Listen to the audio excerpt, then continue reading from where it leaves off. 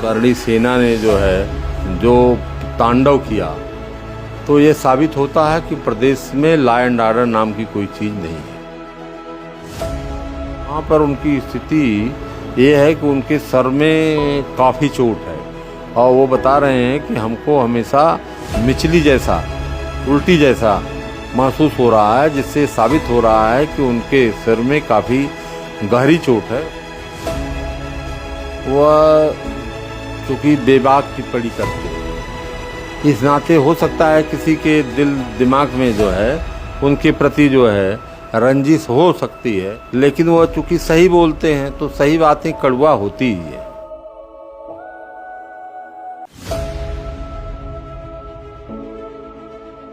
Defence के रूप में अगर उनको बचाने के लिए कुछ लोगों ने हमलावरों को अगर मारा या ढकेला, तो उनके खिलाफ कोई मुकदमा, कोई केस बनता ही नहीं। पहली बात तो यह है कि मिश्रा जी के ऊपर प्राणघातक हमला हुआ।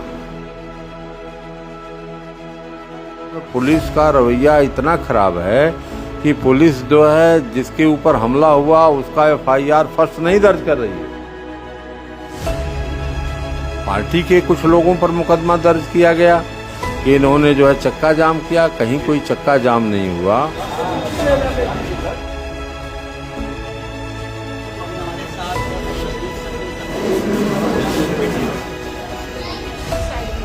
गंभीर हमला हुआ, इनकी हिम्मत से ये तो ठीक हो जाएगा, ऐसा कोई दिक्कत नहीं। मिश्रा जी पे जिस तरह से हमला हुआ है, उन्होंने आरोप लगाया कि करणी सेना ने उन पर हमला किया है। देखिए, मैं तो ये सीधे मानता हूँ कि ये सरकार की नाकामी का द्योतक है कि यहाँ मिश्रा जी को जिस तरह से मारा पीटा गया, धमकियाँ पहले से दी गई और जिस तरह से आगरा में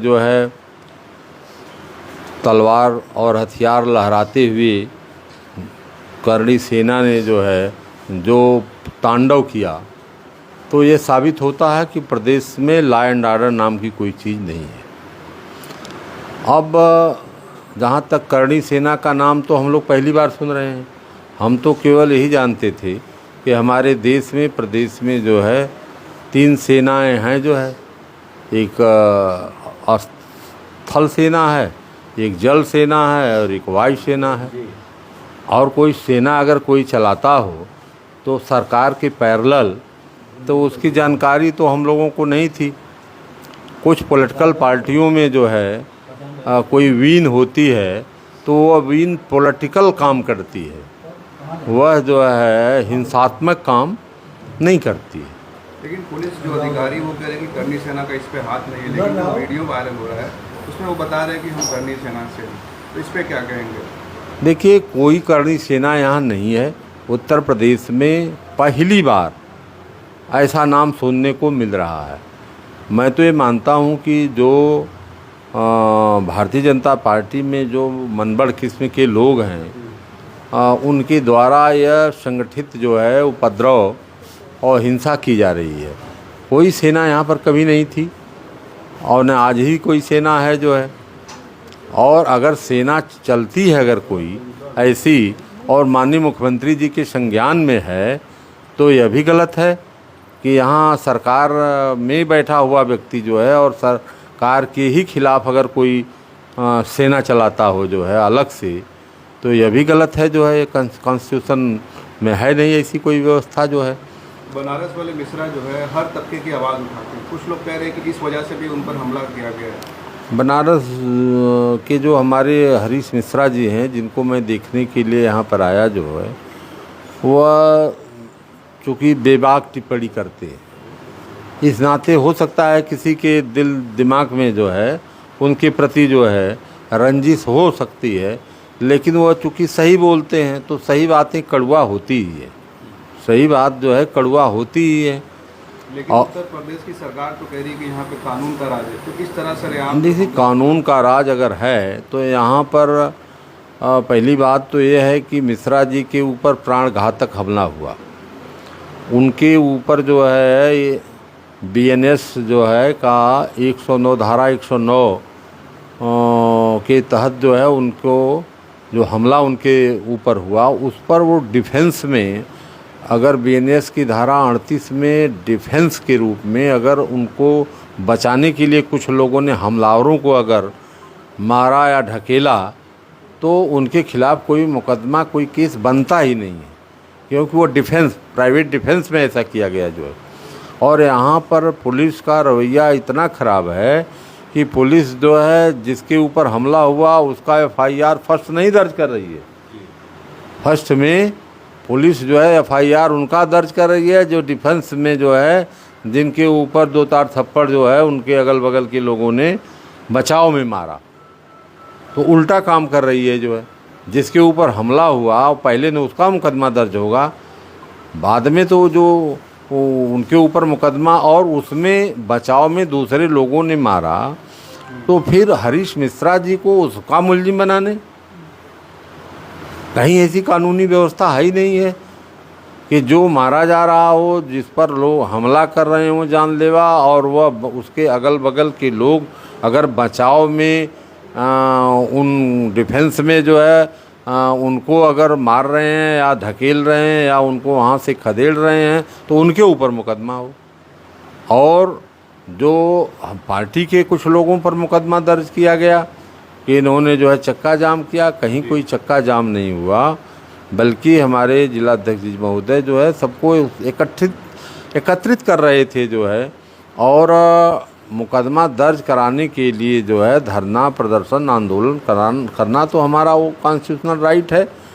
अगर कोई काम कोई अधिकारी हमारी बात को नहीं सुनेगा और न्याय नहीं देगा तो हम धरना प्रदर्शन आंदोलन तो करबे करेंगे, लेकिन उसको दबाने के लिए, बात को दबाने के लिए कि हर व्यक्ति अपनी अभिव्यक्ति न कर सके, अपनी बात न कर सके, उसको जो है लोकतंत्र की हत्या करने के लिए ये लोग जो है फर्जी मुकदमा दर्ज कर दिए और उसमें हरीश मिश्रा जी को भी जो है मुलजिम बना दिए।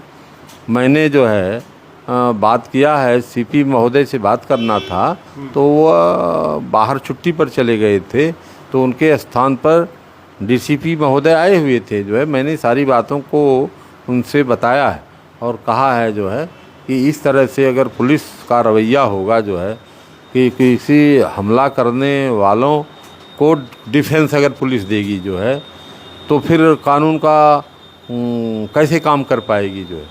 पुलिस अगर नहीं सुनती तो कानूनी कार्रवाई आप लोगों की क्या होगी? देखिए वो तो हम पुलिस का रवैया देख रहे हैं।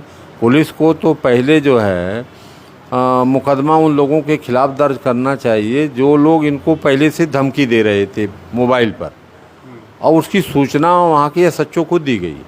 तो एसएचओ को पहली जिम्मेदारी उसकी थी कि वह उस मोबाइल नंबर को लेकर के ट्रेस करे और जिनकी वो मोबाइल है उनके खिलाफ़ जो है वह मुकदमा दर्ज करे जो है, यह उसकी जिम्मेदारी थी। सवाल ये कि जब बनारस वाली मिश्रा जी को पता था उन पर हमला का, तो बाहर क्यों घूम रहे थे? वो समझ रहे होंगे कि धमकी देने वाले इसी तरह देते हैं, लेकिन कोई ऐसा एक्शन होगा नहीं, केवल वह बयानबाजी करते होंगे कि इस तरह का, जैसे गंभीरता से उसको उन्होंने नहीं लिया। ये बात आपकी बिल्कुल सही है कि उनको सुरक्षा में आना चाहिए जो है, लेकिन वह खुलेआम जैसे रोज़ आते थे उस तरह से आए, वह इस गंभीरता को नहीं समझ पाए।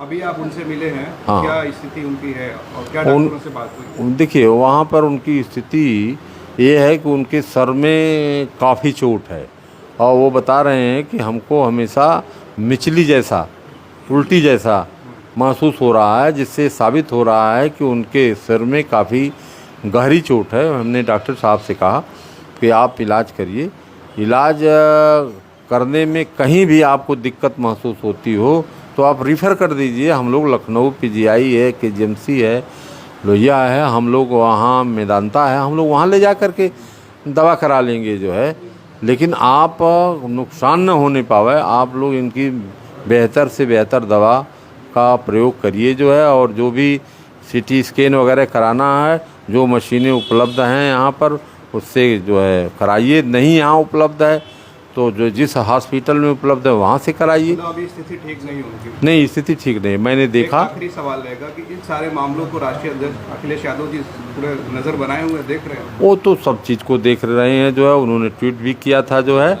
और बात भी किए हैं लोगों से जो है, और कल हम जा भी रहे हैं लखनऊ जो है, आज ही जो है उनसे मिल करके इन सारी चीज़ों को बताएंगे भी जो है। लेकिन यह प्रदेश में जो है लॉ एंड ऑर्डर की व्यवस्था इतनी ख़राब इस समय है कि अब उसको का बयान नहीं किया जा सकता।